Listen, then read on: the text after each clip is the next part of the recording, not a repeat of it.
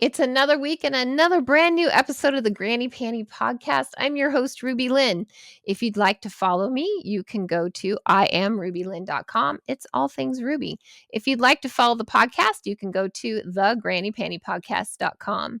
This week's guest, I've had the pleasure of knowing, I want to say 15 years or more.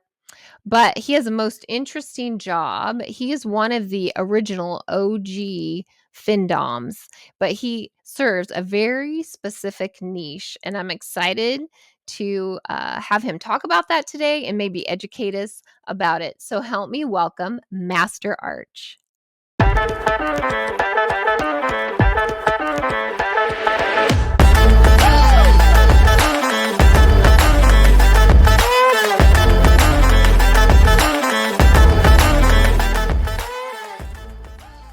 Master Arch, I am so excited to finally have you on the show. And I've also never had I call it a cash master, right? What do you term yourself as? There are a lot of things I go by. Cash master is kind of a dated term. Okay. I prefer now to go by like financial fetishist or somebody that, financial instigator, debt instigator. Okay. Okay. For it. Well, I'm excited to learn more today. I kind of know because we have a little bit of a history of what you do. Sure. Excited to explore that and Absolutely. find out more about the psychology and how you got started. Sure. So to begin with, we met, I'm thinking 2012. 2012. Oh, it was earlier than that. Maybe 2011 we first met. And we had a very interesting beginning. I don't know that people will believe it, but I met you in a water aerobics class at the community center. Yes, and I believe the first thing you came up to me and said was, "It's 11 o'clock on a Tuesday. Why are you not behind a desk somewhere?" Yes. Why are you not employed? What are you doing that you're not employed? That's right. And you had a very alternative look, obviously. Right, because most of the people in the class were like over 70 and Right. Right. And I'm pretty sure we were like two of the youngest people in there. Right, sticking out like sore thumbs with our tattoos and piercings. So, yeah. Yes, I remember it well. And I thought to myself, I need to know more about him. And why is he here at 11 o'clock on a Tuesday? I was going to college, so I had a flexible schedule. Right. I think you were probably one of the first people that I outed myself as a sex worker too, in that place that I was living then. And it had been at that point 10 plus years that I had already been doing financial domination online and just exploring the crevices of the internet that nobody really sang to, and just, finding ways to monetize oneself in a way that sustained a living, and in 2011, there was no OnlyFans. There was nobody had heard of self-monetization at all. It was very niche market, as they say. So I think that the conversation we had then is vastly different than what it is now, because times have rapidly changed in this arena. Right. And I have to say that early on, when I was exploring getting into the adult industry, I did look to you as kind of an inspiration. I mean, you were making a full-time plus living doing this. For a very long time, it sustained me and kept me golden and out of the workforce for years and years and years and years. But I think as times progressed, like I said, I mean, we never would have projected that OnlyFans would have been a thing, that people could monetize parts of their body and sell out 100% and gain viewership and fan base and minion that would keep them supported as much as it did me at that time. How many years are you in now? 20 something years? Plus, yeah, something. It's definitely been a long haul. And it all started AOL chat room days, Yahoo chat days, like just finding people that would listen to the, crazy ramblings of a dominant type that could influence people and, had pull and had weight and had ability to, make things happen for himself. And I think that, since then, again, like there are so many people doing this now that it Mhm. just get lost in the wash. Even the OGs, even the people that Mm. started this and progressed in this just get so lost in the wash because there's so many people taking this to a level that I'm not even at. I've never been at. It Uh-huh. just the tools that are available for someone to market themselves as an adult content creator these days is just so much more, so much more. Like every single fan site that you could Right. belong to, it just, again, that didn't exist when I started. So just starting from nothing, building from nothing, creating Mhm. from nothing, and then seeing it all evolve around you in ways that can get intimidating at times. Like it just Mhm. where you put yourself that you find your fan base, all the time. Right. And so let's rewind for a minute. When you started to explore this, did you even know there was a name for it? And then also, how did you hone your skills or know that this was a thing that you could do these, drains, wallet drains, and people paying you? Talk to me about how you started. So I think, for fortunate or not, I got my start in sex work very early. And I think I was very able to understand and internalize like what these people were going through because they made it so apparent. Like it was Mhm. so wildly apparent to see desperation, just these real thirsty men that were just lecherous and willing to do anything they could to be a part of my life and touch my Mhm. body to some degree, and just from from a trauma brain just to say I'm going to exploit before I'm exploited further Okay. is what it took. It really took that switch to be like, you know what? I'm in control of this. They're paying me. I'm the commodity. I'm the one they're never going to be able to obtain. Mhm. I internalized all this stuff and I just turned it into this ego that just, I mean, it really, I didn't have time for anything that wasn't bringing me in dividends, Right. you Right. know? And it like the first people that I appealed to and talked to were like these people. I consider them emotional masochists. These are people that the pain that they want to feel is not physical. I mean, Mhm. it is a physical reaction, but it's like they want to have their feelings hurt. They want to go to taboo places that make feelings systems the canvas, Mhm. whereas a Mhm. flogging or a whipping, you could use somebody's butt, you could use somebody's body Right. to hurt them that way. I was using shame, guilt, remorse, regret, all these things that this niche of self-loathing gay men was just wearing on their sleeves and needing somewhere to put that because there's so much pressure put on them to be masculine, presenting Mhm. in their life, and they didn't want that. They wanted to submit to masculine power and feel something around that rather than play a game where they dressed up in leather and they, whatever. So Okay. so So really appealing to those people. and let's, talk too so that we're clear about who are your clients. Talk about that dynamic. So male. Sometimes mostly male identified cisgendered men that fall anywhere on the sexuality spectrum from straight 100% don't have sex with men to gold star gays that have never been with a woman that want to be forced into situations with women now. Like it takes all types. It takes someone that is very comfortable with their emotion systems, their financial systems, They're, you're paying for a service, you're paying for a vacation. That this is not pro doming. This is not just going to me and saying, I'm going to flog you for an hour and a half. You'll get your catharsis. I'll treat you like I can walk away this much richer. You can walk away feeling better, and I'll see you next month when you come in. This is, again, making connections with people. That sexuality of gay and straight, those lines are so discarded, and we're just playing in a place of emotions. Straight guys like me because I will never have sex with them, and gay guys like me because I will never have sex with them. It's Gotcha. just it's the same system that stands. It just, men want to be around other men. Men want that time with other men.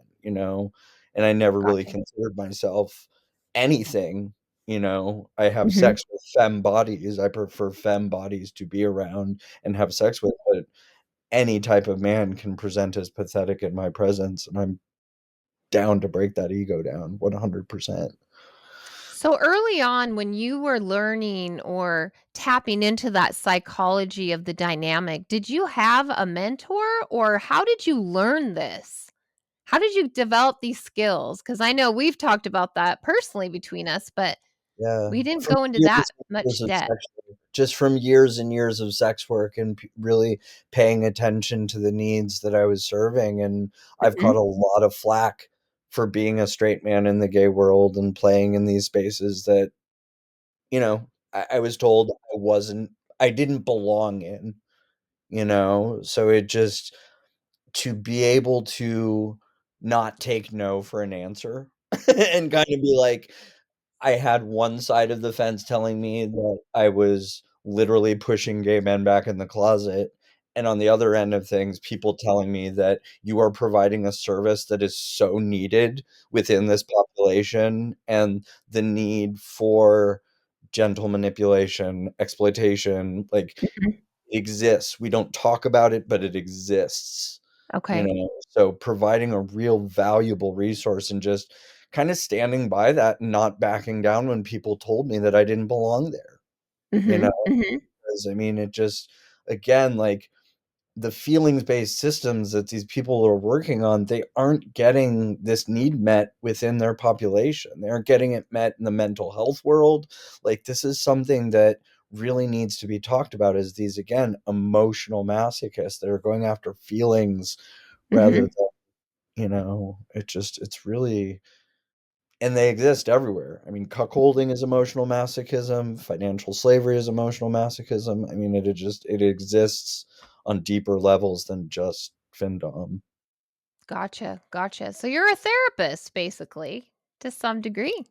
Um, I don't really like, I provide a therapeutic approach Okay. to things that are very taboo. Like, I don't know what the words would be for it, but Mhm. there's a therapeutic approach that's being applied. Okay. I have no formal training to know what that is. I just do what I do. We make the connection. I have these Yeah. people that follow me for life, and they support my life, and they wanna support my life because they Mhm. wanna live vicariously through somebody or look up to somebody, you know, Sure. and it feels good, man, you know? So, part of your services are online, of course, right?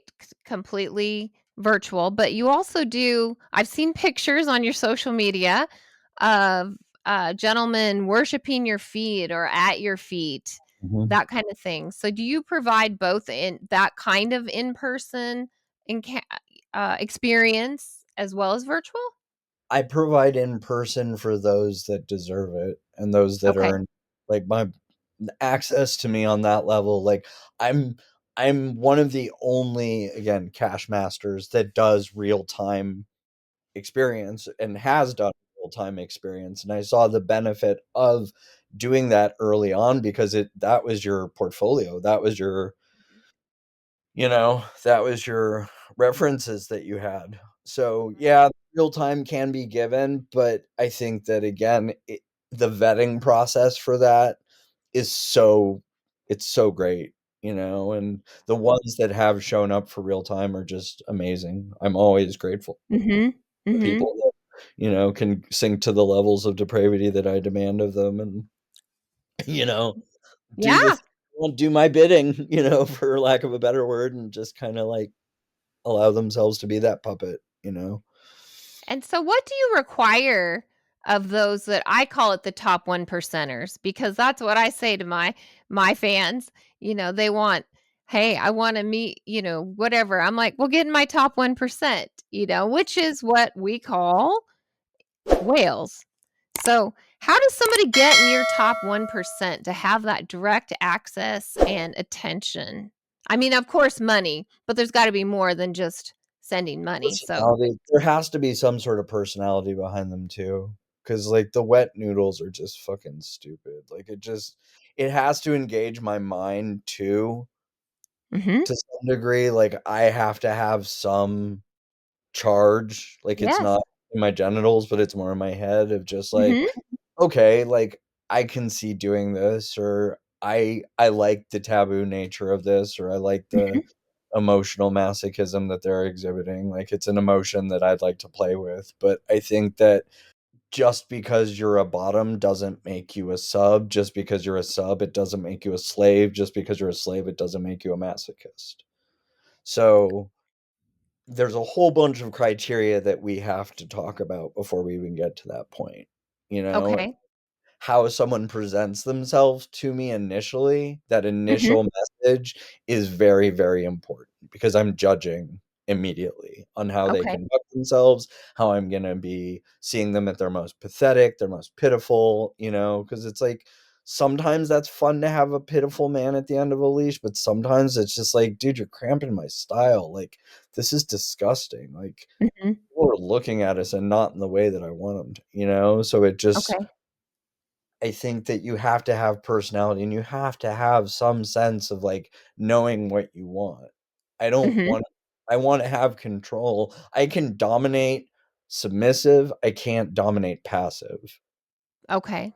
Just because you have passive thoughts, just because you wanna roll over, doesn't mean that I'm gonna pay attention to that, And for me, the bankroll factor, like, bare minimum, the work that we're gonna be doing is gonna require me to be full-time thinking about this, so at Uh-huh. least pay me full-time wages for that, Okay. minimum, at the minimum, to know that my bills are covered, my rent is covered, all Mhm. the things are covered, so I don't have to scramble around that month and get that, you know? Okay. And I'm not one to say, like, "Oh, it takes exactly this much." I know how much money it Right. takes to get me aroused. I know how much money it takes me to, like, show some sort of attention to somebody, but it just they're my top 1%, like, I'm the top 1% in my friend group. So it's like, I bring value to any circumstance or any situation. What Okay. can anybody do for me? Like, what Right. can we do to come together and collaborate Mhm. in one way, shape, or form, even if we're talking shop? Like, having transactional friendships, having people that they bring this to the table, you bring this to the table. That's what I need right now, is a community of people that are valuable and more than just their money. Because if we're doing it as a collective of sex workers, we've got people all covering our nuts, we've got people all paying our bills. So now we come together. What do we bring to each other? How do we promote each other? How do we you know, enrich each other's lives? Because you're a 1% person. I'm a 1% person. We're the most interesting people at the cocktail party. Like, it just, wherever we go, people are drawn to that energy that we're putting out there? Yeah. I wouldn't Real say I'm the most interesting among my peers, but among my vanilla friends, I definitely Mhm. am the odd gal out, that's for sure. Yeah. So talk to me about, um so you have someone, a new client potentially, and how do they normally first approach you? I'm going to, just assume it's online and you have your certain websites that you use. So Yeah. what are they saying to you? How are they starting this conversation? Okay, breakdown. 10 times out of 10. 3 times out of 10, it's with a dick pic or spread something. Mhm. Um that's just how it goes. Just presenting themselves however they know how to make themselves ready for inspection, whatever. They think that's what I need.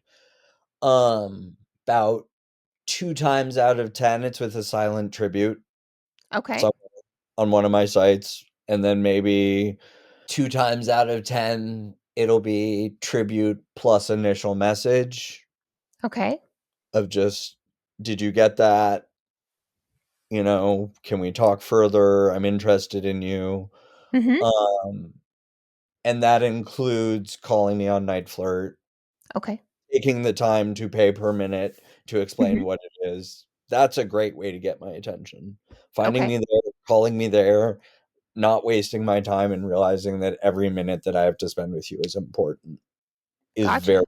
it's a good way to get my attention and realize that that's where we're meeting, that's where it stays until it goes further, you know? Okay. And on that first call, do you lay out what your, expectations are right there and then there? Not necessarily, because Night Flirt doesn't allow any real-time meeting off of the Right. site, and I stick by that standard, Mhm. so it's more just if they find me somewhere else, they know that my time is so valuable that they should be paying me per minute to talk to me about it. So, Okay. again, those 2 that come through and understand that and get that, we can talk other places as well, but the initial conversations, the initial tributes can definitely be given in a pay per minute Okay. setting for sure. And then the last ones, I mean, it just the outliers and stragglers, like, I'm on so many different fetish sites and so many different places that don't bring me money. Like, I'm not on OnlyFans, I'm not on Just for like, there's so many things I'm not Right. on that I might be missing out on big clients, but I'm also comfortable being in the places where I'm at because I'm getting approached so much, you Gotcha. know? Yeah, I know you and I have talked about OnlyFans at Yeah. length. Yeah. Um, but, you know, and it's true, you've gotta stick with the sites that you're comfortable with and that you like. You know, I've been on so many sites for what I do, which is completely different than what you do, but yeah, there's some I'm just like, "This is not a good fit." Like, And I it's was just too never a content creator. The content that I made was subversive content for people to kinda pay art prices for, and I okay. just never like, I did porn for a while, and I did, like, Mhm. produce a lot of, like, straight porn for gay men, Mhm. if that makes sense at all, but, it just got to the point where I got really sick of performing. I got really Yeah. sick of, like, having to update all the time, and I'm much better with my voice. I'm much better with a captive audience and people that can ask me questions and interact with me, and it just Right. I never liked camming because it just keeping a hard on while you're trying to cam and, like, talk to people and, like, do this, and, like, it just my ADD will not allow me to do all that, and It's I don't exhausting. It's exhausting for sure. and I mean, like, all the male slaves and their brothers are, like, offering to, like, hold the cam and, like, shit, but I'm just like, "No, I don't trust a dude in the room, you know, watching me do my thing at all." No. No, it's So, just what do you think is the biggest myth about the fetish you're involved in and what you do? I think it's myth that it's easy money. I think that people kinda look at it and it's portrayed on the internet as very simple way to make money, and Yeah. it can be, but I think it comes with experience, it comes with a lot of trial and tribulation. You know, and at this point in the game, if you're making full-time wages with just this, Mhm. stick with what you know. I mean, it just again, the internet is such a wild and crazy place that this could all change in 5 years. Right. Right. All these sites, everything we depend on, everything we're making money on could be looked at as like, remember how easy it was to make money on the internet before this happened? You know, it you can't you have to take it seriously enough and you have to interact with these people enough that like you're you're like you said, you're giving therapy. You have to know Mhm. you can't just go to someone and say, "Take your money." You can't just take their money from them. You can't just Right. demand it out of them. There has to be some reason for them to do that. Right. Well, there Finding has their it reason is it's important. like value based, what are they getting for their money? And it kind of goes back to what when we first started this conversation, you said with the evolution of OnlyFans and the fan sites and everything. And I think too, like with COVID, and luckily, I got into the business right before COVID. But you just see it more and more. Like I see it on TikTok and other places is that everybody wants to be a findom because they think it's easy money, and just send money. But it's a lot of work and it's a lot of psychological work, is what I mean. I've tried findom. Have I had a few? Sure. But you know what? It can be exhausting. Yeah, the emotional labor that you're putting out, it combined with any type of content on a regular basis just exhausts you, because you're trying to find somebody that carries that self-loathing, carries that emotional masochism, and to be around that person in your life again, like we can all relate to that friend that their life just sucks. They're always just in it. They're always just depressed. They're always down about it, and it just, why would anybody want to kick that person when they're down? That person may want to be kicked while they were down, and reacting from a place of not having enough people in their life that understand that treat me like Eeyore kind of situation, just, or, I don't know the mentality of a simp. It would be really interesting to like get on the other end of things and like talk to people about why do you serve findoms? What, like, again, the gay world is completely different than the straight world. So a lot of these guys that I'm talking to are so self-loathing that they believe in the unequal power dynamic of a homosexual man and a straight man. So they want to feel, again, there's a feelings base here. They want to feel persecuted. They want to feel what it's like to be the subject of hate. These are real emotions that don't come to the dungeon. They don't come, you don't see this at BDSM parties. You don't see this at leather parties. These are real feelings that these people want to experience. You know, they're not really talking too much within their own circles about it because they're highly, highly judged for it.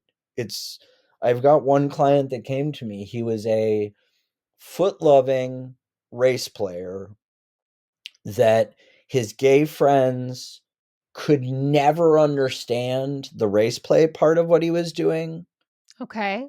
because he originally told them that he was into feet, and all of his friends and all of his community shunned him because real gay men like penis. Real gay men like, how dare you like feet? What's sexy about that? They shamed him so much for just liking feet that the other parts of him just got there's no way that anybody could fulfill that for him. So during our conversations, during the time that he was serving me, the stuff that we were doing, just he would just tears because nobody could understand what the feelings that he wanted. It was just like they wanted sex. That's what they wanted. He wanted to feel persecuted. He wanted to feel hated. He wanted to feel all these things, but he just kept running into people that wanted sex, and he just couldn't explain to them that that's not what it was about. That just blows me away. This whole fetish, I guess. It has always blown me away. We've always talked about it. Like I've never fully understood it.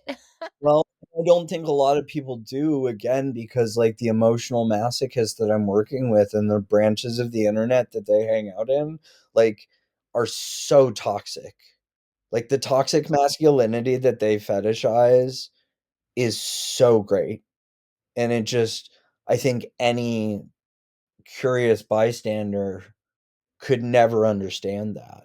And again, just, it reads as something, if you read into it more than just this is someone's fetish, Mhm. you start really messing with your head because you are covering things like racism, childhood trauma reenactions. Like there's all these things that like people need in their life to exist within their framework, and it just, there's no place to get that.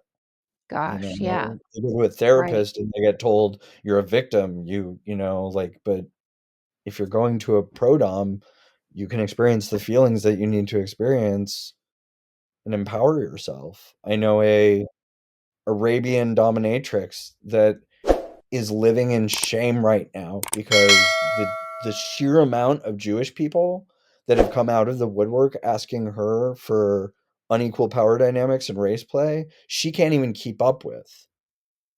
And That she just is blows me away. in this dilemma of I'm providing a service, but it's wearing on my soul.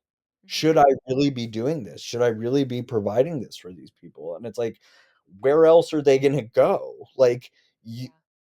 you take the neurotic Jewish mind of someone walking down the street worrying that they're going to be jumped or a victim of violence anyway.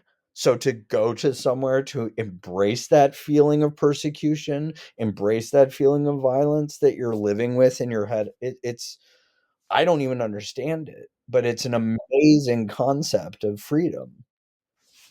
I yeah, I have a hard time wrapping my head around it too, as I think most would that don't understand it. Yeah. But it just Um, again, we're the people providing that. We're the yeah, people who are giving that, you know? And I say we just as emotional sadists and people that don't have qualms with participating in the stuff that I do, you know? right, This is right. even seen as taboo in the BDSM world. Like, even in the fetish world, it's kinda we don't really talk about that.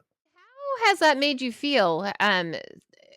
You're kinda like the outlier. Have you been shunned from specific events, groups, people, and how did you deal with that? The isolation, like, I mean, it just again, like, I have always been honest with who I am and what Mhm. my agenda Yes, is. you have. Ever since day 1 I met you. Yeah, and I stand up for a lot of groups of people in what I do, Okay. and I think that, again, the people that told me that I was doing more harm than good were people that, A, were jealous of the money I was making. There was a lot of that in the beginning. I got a lot of flack from people that said that there is no such thing as financial domination. No person in their right mind would give their money to a stranger. Like, I just had my ignore line set up. Like, that was what I was doing. I was just ignoring people Right. I for remember you telling me $15 a about minute. that. And just like, you know, like they they were like, there's no room for exploitation. You're pushing gay men back in the closet. There's no place for this. Like, go somewhere else. And it just again, there was so much larger of a voice of people that said, "We wanna serve straight guys. We wanna have non-sexual domination be a thing. We wanna have our financial assets exploited. We wanna have our lives be made messy for one reason or another Hmm. at your will." Like, it just again, the place I come from, I'm unshockable. I've heard it all, I've done it all, like, you can't shock me. I So know this. you meet someone at a place of no judgment and opening up their mind in the way that some, like, life coaches do, and that some way that, like, you know, like, therapists do, again, like, people aren't used to being listened to, you know, again, so you're providing a service that, again, where are these people gonna go? This has been around longer than I've been around, this is bigger than me. Where are you giving this self-loathing person an avenue to be as self-loathing as they want to be? Because Mhm. they're carrying Mhm. a lot of that, and I'm doing a lot of talk to mental health professionals these days and acknowledging that and being like, "Look, like, these people need to be talked to in a way that, like, you understand, and if you're not even kink knowledgeable, then we're gonna have a problem. You're not serving your population. Just because you're gay and lesbian friendly doesn't mean you're kink friendly, doesn't mean Right. you're findom friendly," you know? It just again, this kink, this arena that I play in, it really tests people's value systems Mhm. because, Mhm. again, this is not just dressing in leather and flogging each other. This is real feelings that are getting Mhm. involved here. Gotcha. Gotcha. but What? it's Tell me very about a I time where something didn't go as you planned, Arch. Like, see, I it didn't go. didn't I don't know, maybe it went wrong, maybe it's a situation that got a little out of control. Tell me what how you handled that. How did you turn that around? I Because I think can't imagine every exchange is perfect. no, it's not. Buyer's remorse is definitely a thing, Okay. and I think when you're playing in states of trance like we do, like I do, I do hypnosis, I do, a lot of just mind stuff playing in the head. Mhm. I think more of the problems I've encountered have been in my personal sex rather than my private sex. Because with Okay. my private stuff with the clients and stuff, like, I really vet them. I Mhm. really ask every single question I possibly can, and not that Right. stuff hasn't gone wrong in BDSM scenes that I've done and stuff, but with the findom and stuff, like, the biggest problem is just the buyer's remorse of realizing you just sent it all, and it's not coming back, you know? Just, like, now you just jerk off to the credit card bills, like, it just you're in the and it just I think people again need to hit that rock bottom, need to take their life where they need to take it to kind of rebuild it and have a reason to rebuild it, you Mhm. know? And it just for me, the responsibility that I take as the FinDom is to lead them through the experience, but at the end of the day, they can hang up. They can turn off their computer. Like it just if you want to feel remorse, send to 0, Yeah. and work to that. And if you Yeah. don't have anything lined up, then that's on you.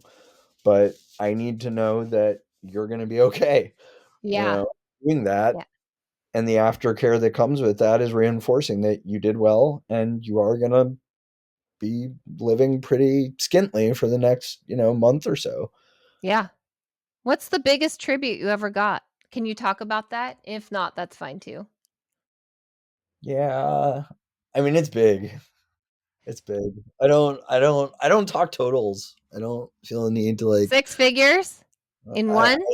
I'm not saying anything. Oh, man. Okay, okay. I'm not saying anything. I had to ask though. No, I know. Everybody wants to know that. Come on now. Come I on know. now. I know, right? Right? Ah, yeah. It's because we're all money driven. We're all like, Well, you money is know power. Money is power, and power exchange within that is enormous. Like, Yeah. although you're not a fin sub, I'm sure you know the feeling of writing a huge check to something that is not tangible, like, like a home payment or something that or like a debt or like student loan or a medical stay or something. You have to write this enormous check for what? Like, it just and that pit in your stomach of seeing that money leave your account and just go to, like, Yeah. someone else's pocket, like, it doesn't feel good, but there's some people that have eroticized that it doesn't feel good to be, "I'm aroused," Okay, I'm yeah. excited by That's a good explanation of it. yeah, but it just again, that vulnerability state, like, how can you make someone feel vulnerable from 10,000 miles away? You know? Yeah. That's Money. right. That's right. Money. Direct bank Money. transfers, Well, like you kn you know, those people that say money doesn't buy happiness, I disagree with that. I think money buys you luxuries that make you happy or makes your life easier. Like, you don't have to Eh, clean your toilets anymore. You know what I'm saying? It's like, it doesn't necessarily buy happiness as just an exchange, but it does help you buy things that do give you pleasure. it does, but as well, I think that money allows you, to put periods at the end of your sentences. I mean, you're taken a little more seriously when you have money in the bank, Again, money is power. So it's Yeah, just like we're judged all the time by what we wear, by what we, present and what we say, it's and true. if you're walking down the streets of a small college town wearing Gucci and no one else does, like people are going to see that, like it just, there are things you can wear, there are things you can do that make you stand out a little bit more, you Yeah, know? by the way, you're the first person who ever wore something really from Gucci. Like I touched something from Gucci, so you were my Uh, inspiration for Gucci. I well, own one belt. I own one Gucci belt. oh, that's cute. I remember Isn't that sweet? I remember my first Gucci belt. But no, and I think that luxury again, like these are all personal things. They're all different for each one of us and they're all individual for each one of us. So it's like totals again, like if you're taking $10 from a student, that's so much to somebody, as Right. some guy that lives in Silver Lake might have 50,000 just laying around that he's like, okay, I'm gonna give this to somebody, like I think that again, within the framework of what I'm working in, there's a lot of these guys that they're never going to have children. They're never going to have progeny. They're never going to have someone to carry on that legacy of who Mhm. they were as generous individuals. So it's like Do you get the same pleasure and satisfaction of taking the $10 from the student as the same as getting the 50 grand from the businessman? at times, Okay.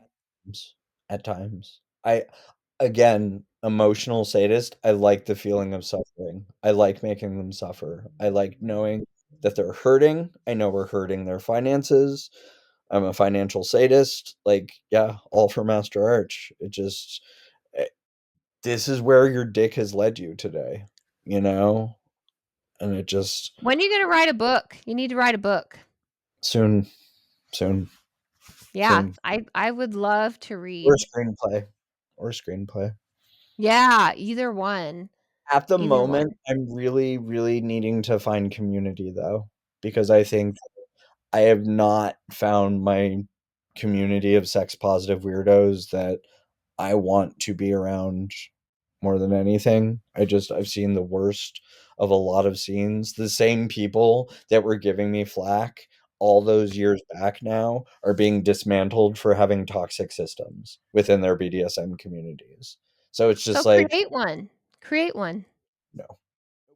Nope. I would never do that. I would never do that.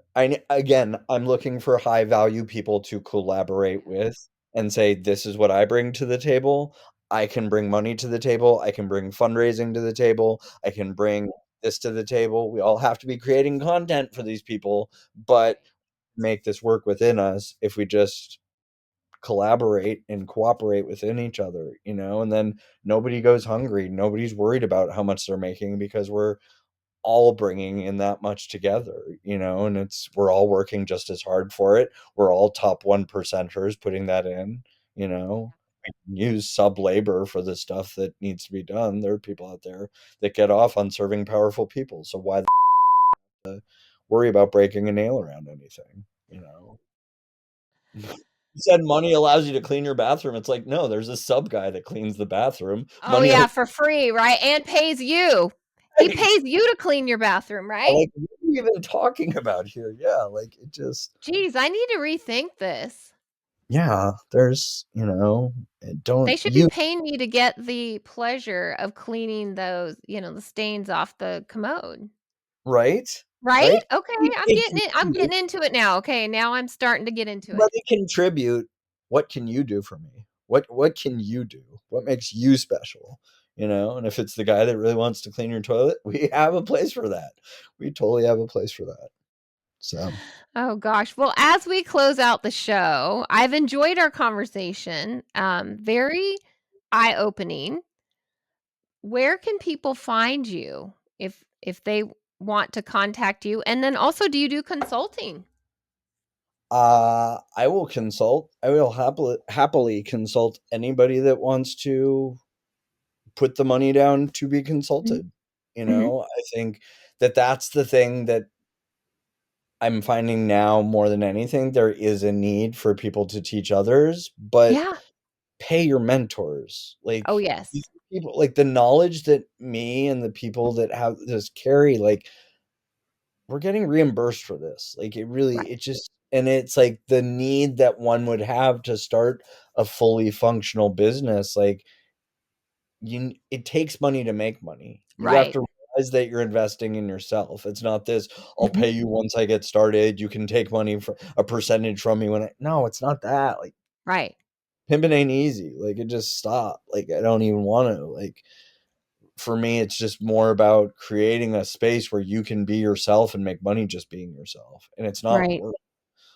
That being said, Twitter at all for arch, allformasterarch.com for silent tributes, nightflirt.com / master arch. Yeah, I mean, if you know, you know, there are ways to find me. The people That's find me. awesome. Well, Twitter is thank definitely a place that I'm getting a lot more traction and a lot more messages. So on Twitter. yeah, Yeah, that's yeah. good because I mean, pretty much we're all shadow banned, so Yeah, exactly. So any message or traction on there that I could see is good, you know, or pay to talk to me on Night Flirt, which is, that's right. That's right. Well, thank you so much for coming on, talking about this, and it's good information. yeah, absolutely. And thank you for your time. All right. Well, happy 2024. Let's Cheers. go write that book. Hail Satan. Yeah. Well, Thank you, Arch. thank you.